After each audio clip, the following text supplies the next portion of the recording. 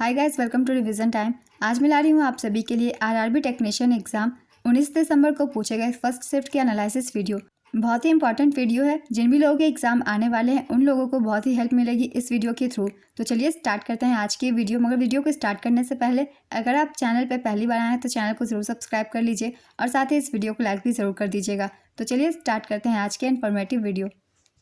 Question number 1, जनवरी 2024 में भारत की बेरोजगारी दर कितने प्रतिशत रही थी? इसका आंसर है 6.8%। CMIE के उपभोक्ता पिरामिड घरेलू सर्वेक्षण के अनुसार भारत में बेरोजगारी दर जनवरी 2024 में 6.8% रही थी, जो फरवरी 2024 में 8% हो गई। शहरी भारत में बेरोजगारी दर में कमी आई है, लेकिन ग्रामीण भारत में यह काफ़ी बढ़ गई है। नेक्स्ट क्वेश्चन, सिमलीपाल राष्ट्रीय उद्यान कहाँ स्थित है? इसका आंसर है उड़ीसा।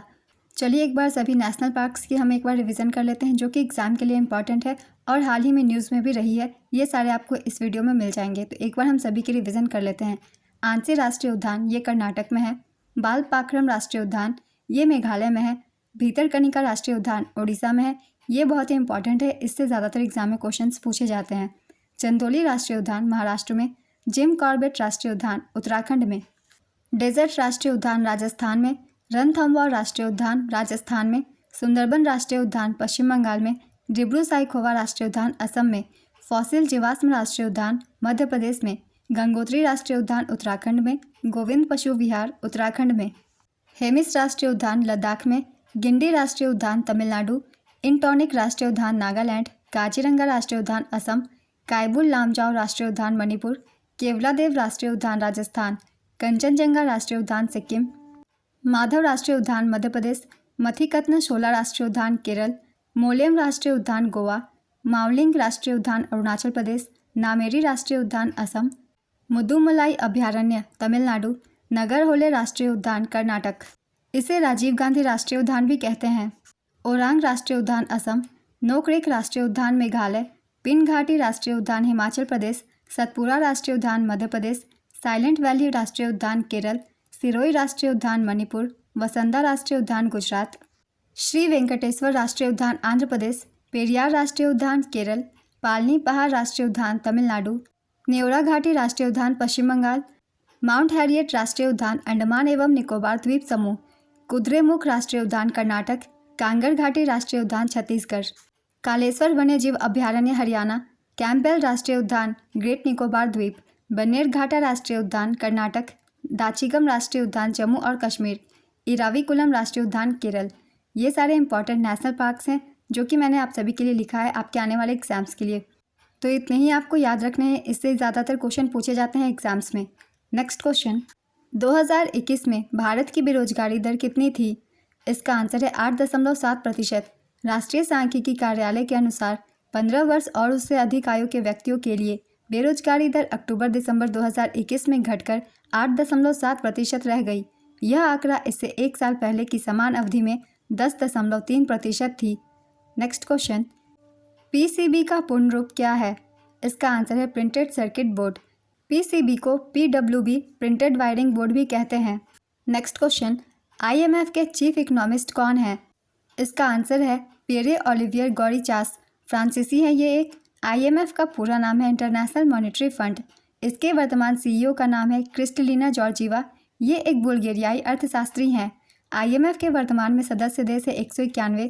इसका गठन 1 जुलाई 1944 को किया गया था। इसका मुख्यालय वाशिंगटन DC US में है। IMF के प्रथम उप प्रबंध निदेशक गीता गोपीनाथ है। नेक्स्ट क्वेश्चन, MS वर्ड में फाइल को स्लीप मोड में डालने के बाद क्या होता है? इसका आंसर है जहां से आपने कंप्यूटर को बंद किया था वहीं से आप काम जारी रख सकते हैं।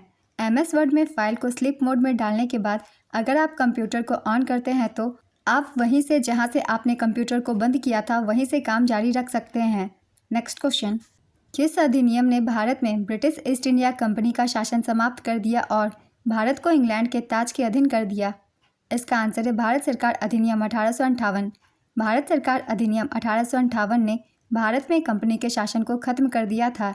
इस अधिनियम के जरिए भारत पर ब्रिटिश क्राउन का शासन हुआ और सरकार की शक्तियां ब्रिटिश क्राउन को सौंप दी गई।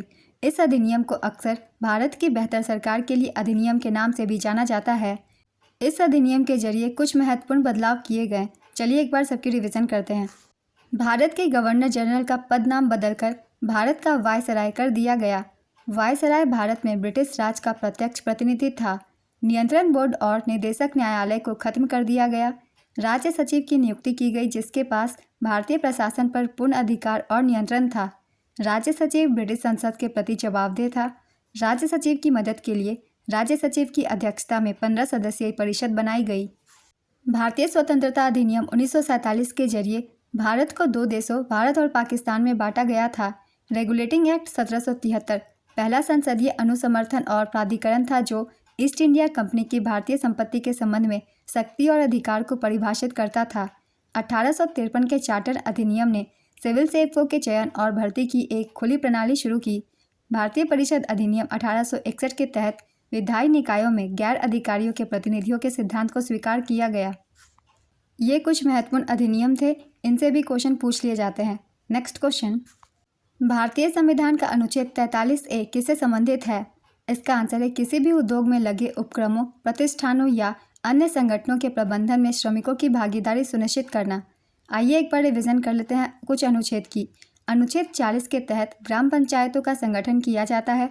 अनुच्छेद 41 काम करने का, शिक्षा का और कुछ मामलों में सार्वजनिक सहायता का अधिकार देता है। अनुच्छेद 42 काम और मातृत्व राहत की मानवीय स्थितियों के लिए प्रावधान किया गया है। अनुच्छेद 43 श्रमिकों के लिए वेतन। अनुच्छेद 43A उद्योगों के प्रबंधन में मजदूरों की भागीदारी से संबंधित है। अनुच्छेद 43B सहकारी समितियों को बढ़ावा देने से संबंधित है। अनुच्छेद 44 नागरिकों के लिए समान नागरिक संहिता से संबंधित है। नेक्स्ट क्वेश्चन, एंगुलर मोमेंटम का SI यूनिट क्या है? इसका आंसर है kg मीटर स्क्वायर पर सेकेंड। लीनियर मोमेंटम का SI यूनिट है kg मीटर पर सेकेंड। नेक्स्ट क्वेश्चन, निम्नलिखित में से कौन सा 8085 प्रोसेसर में 16 बिट रजिस्टर है? इसका आंसर है प्रोग्राम काउंटर और स्टैक संकेतक। प्रोग्राम काउंटर और स्टैक संकेतक 8085 माइक्रो प्रोसेसर में स्टैक पॉइंटर 16 बिट रजिस्टर है जो स्टैक मेमोरी के शीर्ष पर एड्रेस को संग्रहित करता है। Next question, Microsoft power point में स्लाइड को आगे करने के लिए आप किस शॉर्टकट की का इस्तेमाल कर सकते हैं? इसका आंसर है enter, page down, right arrow key, down arrow key, space bar और N. Enter, page down, right arrow key, down arrow key, space bar, N अगला एनिमेशन करता है या अगली स्लाइड पर जाता है। P, page up, left arrow key, up arrow key, back space पिछला एनिमेशन करता है या पिछली स्लाइड पर वापस जाता है। पावर पॉइंट में कुछ इंपॉर्टेंट शॉर्टकट की है, चलिए एक बार देख लेते हैं। F5 प्रेजेंटेशन को शुरुआत से शुरू करता है। शिफ्ट प्लस F5 वर्तमान स्लाइड से प्रेजेंटेशन शुरू करता है। Alt plus F5 present view में प्रेजेंटेशन शुरू करता है। कंट्रोल प्लस M नई स्लाइड जोड़ता है। कंट्रोल प्लस N नई प्रस्तुति बनाता है। कंट्रोल प्लस D ऑब्जेक्ट की कॉपी बनाता है। Control plus shift plus D slide को डुप्लीकेट करता है। कंट्रोल प्लस A सभी का चयन करता है। कंट्रोल प्लस C कॉपी करता है। कंट्रोल प्लस B चिपकाता है। कंट्रोल प्लस X काटता है। कंट्रोल प्लस Z पूर्ववत करता है। ये सारे शॉर्टकट कीज जो है पावर पॉइंट से रिलेटेड है। नेक्स्ट क्वेश्चन, गोल्डमैन पर्यावरण पुरस्कार 2024 किसे दिया गया? इसका आंसर है आलोक शुक्ला। छत्तीसगढ़ के पर्यावरण कार्यकर्ता आलोक शुक्ला को साल 2024 का गोल्डमैन पर्यावरण पुरस्कार मिला है। आलोक शुक्ला ने छत्तीसगढ़ के हसदेव अरण्य को कोयला खदानों से बचाने के लिए एक अभियान चलाया था। भारतीय आयुर्वेद और एकीकृत चिकित्सा संस्थान के अध्यक्ष अनंत दर्शन शंकर को साल 2024 के लिए MS स्वामीनाथन पर्यावरण संरक्षण पुरस्कार से सम्मानित किया गया। भारतीय पर्यावरणविद माधव गाडगिल को साल 2024 के लिए UNEP का लाइफ टाइम अचीवमेंट अवार्ड मिला है। नेक्स्ट क्वेश्चन, ब्रिटिश काल में ताज का शासन कब से कब तक चला? इसका आंसर है 1858 से 1947 तक। भारतीय हॉकी संघ का नया नाम क्या है? इसका आंसर है hockey India.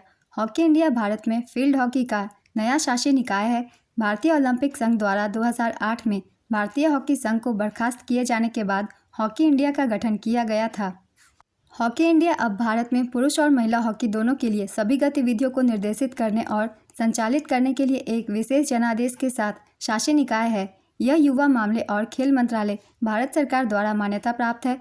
Dilip Tirkey hockey India के अध्यक्ष हैं। दिलीप तिर्की हॉकी इंडिया का नेतृत्व करने वाले पहले खिलाड़ी हैं।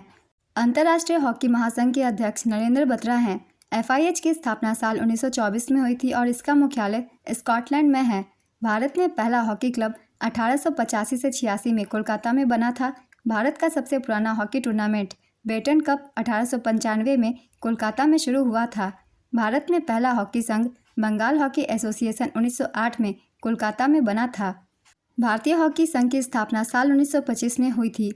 आज की एनालिसिस वीडियो कंप्लीट होती है। अगर आप सभी को ये वीडियो हेल्पफुल लगी हो तो इसे लाइक कर दीजिएगा, साथ ही चैनल को सब्सक्राइब कर लीजिए। इस तरीके की एनालिसिस वीडियो आपको आने वाले एग्जाम्स के लिए भी मिलते रहेंगे। फिर मिलते हैं अगली वीडियो के साथ। आप सभी को आने वाले एग्जाम के लिए ऑल द बेस्ट।